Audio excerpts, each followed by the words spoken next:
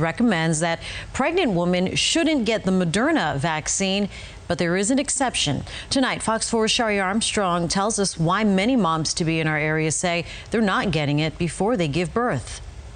Most of us can agree that there is something so magical about a new baby. Just take a look at Fox 4's latest baby. Deliciously precious, that baby Lucy, right? But having a new baby in this new normal brings up a lot of new questions, including whether or not to get the COVID-19 vaccine while pregnant. When it comes to pregnancy during a pandemic, the bottom line is it's going to be completely different. Orama is expecting her first child at just more than 6 months pregnant while in a pandemic. She's planning for her baby boy and says that's why she's chosen to not get vaccinated. I just feel like there just hasn't been enough studies to really know the long-term effects of this vaccine.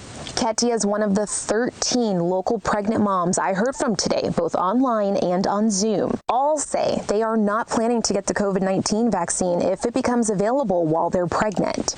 Kendra Weaver is expecting her second child. She, like most of the moms chiming in today, says more research needs to be done. There's just not enough information for me to feel safe enough that it's not going to harm my child. A lack of data, the CDC says, is because the vaccine hasn't been tested on pregnant women. This week, the World Health Organization issued new COVID-19 recommendations, including pregnancy guidelines. They say pregnant women should not get the Moderna vaccine unless they're at a high risk for exposure, like healthcare workers. But that guideline differs from the CDC, which has said pregnant women may choose to get vaccinated and should talk to their doctor. Robert Hawks is the director of the Physician Assistant Program at Florida Gulf Coast University. The CDC doesn't come out and say, we don't recommend you not take it. It's just you understand there's greater risks, and they're encouraged to follow up with their healthcare provider to determine if that's the right situation for them.